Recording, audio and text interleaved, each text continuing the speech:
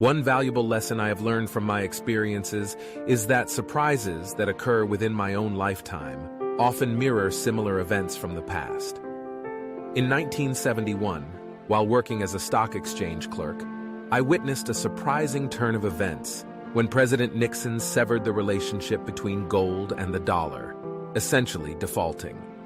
Contrary to my expectations, financial prices rose significantly instead of declining. This reminded me of a similar incident that took place on March 5, 1933, when President Roosevelt made a similar announcement via the radio. This realization prompted me to delve into history in order to gain a better understanding of these occurrences.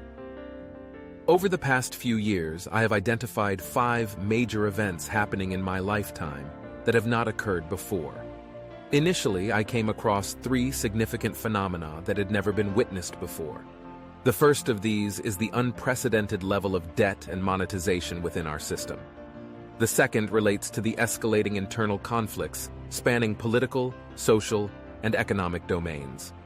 Lastly, there is the rise of China as a global power, challenging the existing world order and geopolitical landscape. Reflecting back to my birth year, 1949, merely 4 years after the initiation of the New World Order in 1945, the United States held immense dominance with 80% of the world's gold, 50% of the global economy, and a monopoly on military power due to nuclear capabilities. However, over time, its relative power has dwindled.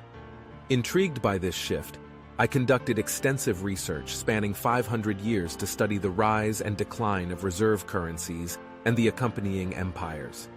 Interestingly, I also discovered that natural disasters, including floods and pandemics, have had an even more significant impact than the previously mentioned 3 events, including wars. The fifth, and arguably the most important factor, is mankind's remarkable ability to adapt and evolve over time. Despite the presence of daunting cycles and major events, per capita income and living standards continue to rise. These 5 categories encompass nearly everything one can consider when analyzing such occurrences. Currently, we find ourselves in a period where the demand for debt and credit is exceeding supply. This, coupled with the unavoidable consequence of a man-made asset bubble, is pushing us toward a stagflation-like environment. In other words, the trade-offs between debt and credit are becoming increasingly challenging. But I think that the second most influential factor, politics, is the most crucial. In the past, we were accustomed to an environment where economics dictated the rules. It was a global economy where efficiency and affordability determined success. Those who could produce goods more efficiently would thrive, and as a result, living standards would rise in those areas. It was a global competition driven by economic considerations, and resources would naturally shift accordingly. However, this dynamic has changed. We are now experiencing a transition to an ideological allocation of resources. Take, for example, Elon Musk's acquisition of Twitter. It wasn't purely a financial transaction. There was a purpose behind it. This shift is also evident in conflicts like the one between Disney and DeSantis in Florida. Political ideologies now play a significant role in determining economic agendas, and this will have far-reaching implications. Dalio highlights the concerning state of the current economic landscape and its potential ramifications on various aspects of society. Specifically, he focuses on the relationship between interest rates, stock market returns, and the emergence of financial bubbles, drawing parallels to the past. One significant factor discussed is the impact of interest rates on equity returns. As the cost of debt fluctuates, it directly affects a company's return on equity.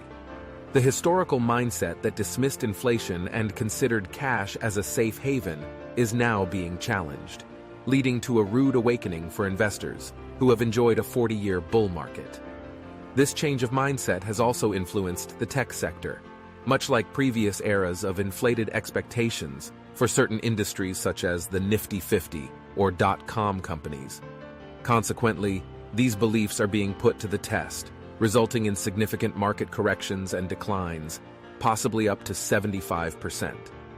Acknowledging this evolving economic landscape, Dalio suggests that we are in the early stages of a similar period that occurred in the 1970s.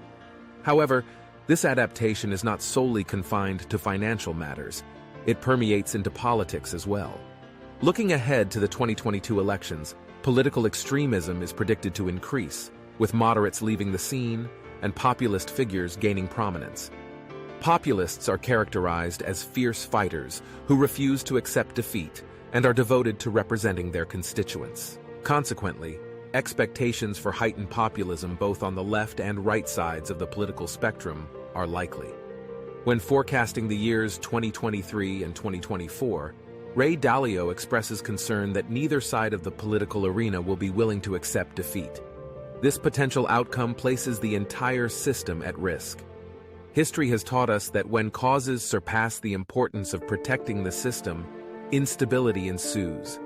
Therefore, the current situation poses a significant risk to the stability and security of the United States and Europe as well. As we look ahead to the future of investing, it is becoming increasingly clear that diversification will be key. In order to perform well in the current environment, it will be important to be both long and short different assets. Cash is no longer king, and bonds and debt are not going to be good investments. It is important to either avoid these assets altogether or position oneself to benefit from inflation. There are many investments that pertain to inflation, and the big commodity cycles are reactive. As with the 40-year bull market in bonds, companies don't hedge inventories, and there is less investment in those things when the commodity cycle switches to that kind of environment.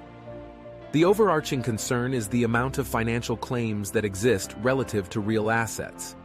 When there are too many IOUs on real money, it becomes undesirable to own debt, and negative real returns become the norm. To create a truly well-balanced core portfolio, it is important to separate alpha and beta. The typical portfolio is not well-balanced, with its greatest vulnerability being in the upper right quadrant in our box, which is the inflation box. From a starting point of view, it is important for all investors to look at the four-quadrant box and see what the biases are in their portfolios. By having more in the upper right quadrant, investors can simultaneously reduce risk and raise returns. Social and political conflicts are going to be a big investment theme going forward. It is important to look at places that have good income statements and financial stability. Countries, as well as individuals and companies, should have a good balance sheet so that they can weather these conflicts. It is also a sign of productivity. Civil conflict and bad finances will be defining characteristics of where to invest or even where to be. It is important to watch out for government controls on capital markets, foreign exchange controls, and other potential threats. In today's world, we find ourselves dealing with three major fiat currencies, all of which have their own set of problems. It is important to understand that comparing these currencies to one another is not a productive exercise. Instead, we should focus on the two primary purposes of a currency, as a medium of exchange and as a store of wealth. When it comes to a store of wealth, we need to consider a currency that is widely accepted not just within our own country, but also internationally. This allows us the flexibility to move our wealth around as needed. It is crucial to recognize that a medium of exchange is not the only factor to consider when determining the value of a currency. The ability to store wealth is equally important. As we analyze the four quadrants of a balanced store of wealth, we must also consider the ease with which we can convert that wealth into buying power. Are there free capital markets that allow us to sell and move our assets without restrictions? This is a critical question to ask, as we are entering a period where many currencies will compete for dominance.